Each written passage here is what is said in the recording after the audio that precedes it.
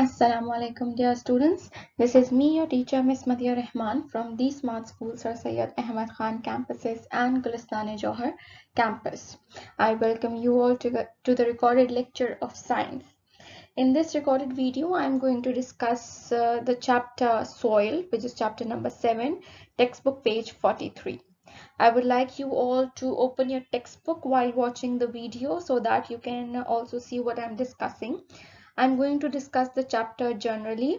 We will be winding this chapter, and in the next video you are going to receive the question and answers of this chapter that you will be doing in your science copy.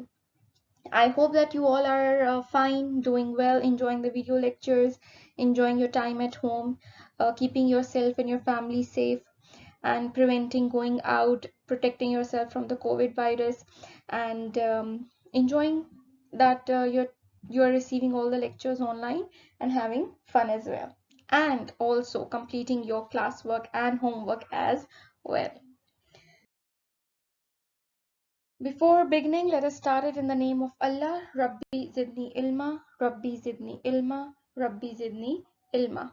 ए मेरे रब मेरे इल्म में इजाफा अता फरमा. Oh my Lord, increase me in my knowledge. Now, beginning with the question that what is soil? We all know that soil is a material that is composed of 5 ingredients. It has 5 things in it: minerals, soil, organic matter, living organisms, gas, and water. Soil is formed by the process called weathering of rocks. I told you that soil is formed when the rocks are broken down into simpler pieces.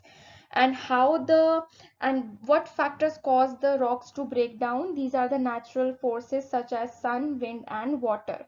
Blowing of the wind, the heat from the sun, and flow of the water and rain constantly, it wears out or it destroys the rock, and then the rock breaks down into smaller pieces, and then the soil is formed. So this process is called weathering, and it is a very long process. It does not happen in within days, months, or year. It happens for a very longer period of time. Composition, as you can see the chart, that what quantity of things are present in the soil. Mineral matter is present 45%, organic matter it is present 5%, air is 25%, and water is 25%. All these things combined together, they form the soil.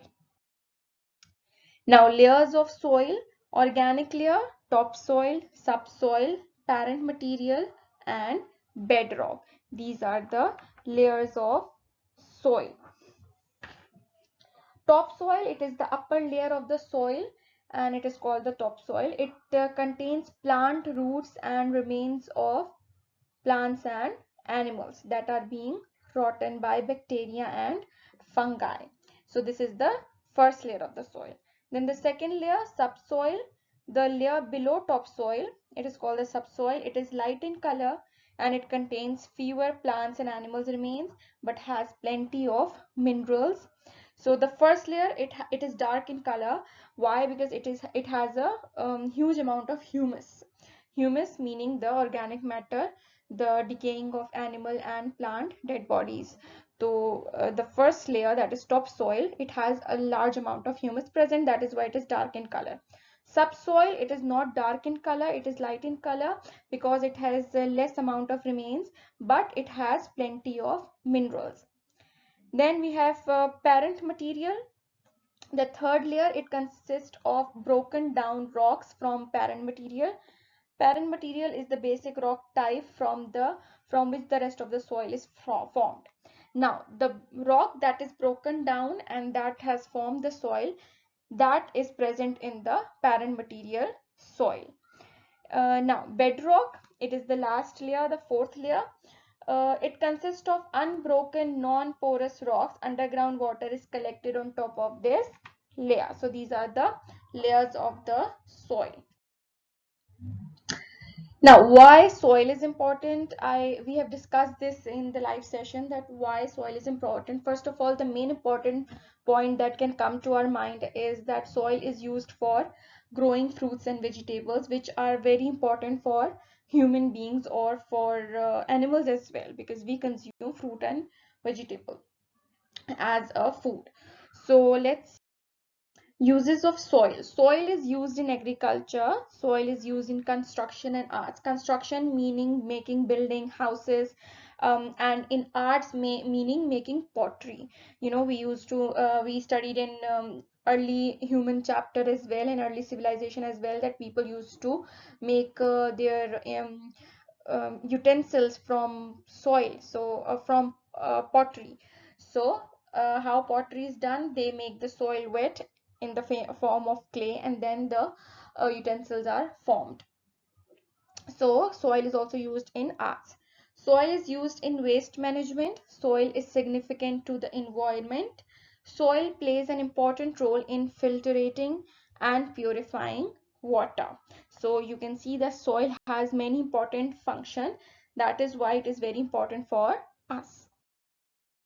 Agriculture. Soil has vital nutrients for plants. As a result, it is used in agriculture to nourish plants.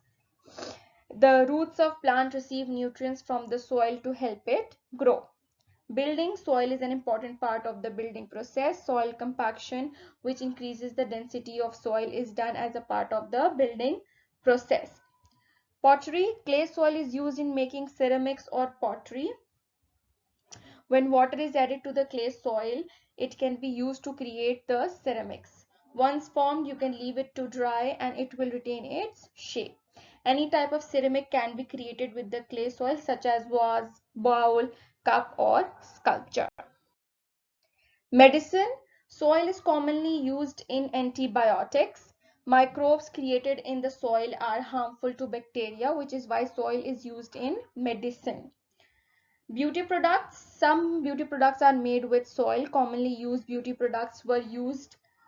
Soil is used in the production include blush and foundation. So we can see that soil has a lot of uses that we use or we take profit from in our daily life.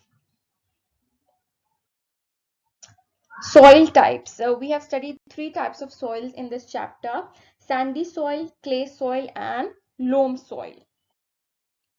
Sandy soil, it is made up of grains of rock that we can see easily, and when we touch it, we can feel that there are rocks present in this soil. It is easy to dig. There is plenty of air present in sandy soil for the plant roots to breathe. Why there are plenty of air present? Because there are large pieces of rocks present in it. Water pass easily through sandy soil. Clay soil, it feels slippery and sloppy when you rub it. You can press it into a ball with your finger. There is less air present in the clay soil. Digging clay soil is very difficult. Water does not pass through clay soil easily. So when it will be dry season, plants and crops cannot grow very well in this clay soil. The third type of soil is loam soil, which is very good for crops and agriculture. Why? Because it is a mixture of both sandy and clay soil. It is as much as sandy as much as it is clay. It is the best kind of the soil. It is a mixture of both sandy and clay soil. It also contains a lot of humus. It is easy to dig and it does not dry out easily in the dry weather. Plants grow well in loam soil. So this was our chapter. I would like you all to read page number 43, 44 and 45, and in the live sessions we will be solving the book exercises. So reading this chapter thoroughly, it will answer the questions in the live sessions as well. And as we are towards the ending of our syllabus, I would like you all to start preparing your chapters. Read chapters twice, as much as possible you can in a week, so that you are preparing yourself as well, because I will be starting to take your quiz. You will be having your quiz, so you need to prepare your chapters as well. So till the next video, in the next video I will be sending the question and answers in the next video. Till then, the next video, this is me, Miss Madhya Rahman, signing off. Allah Hafiz.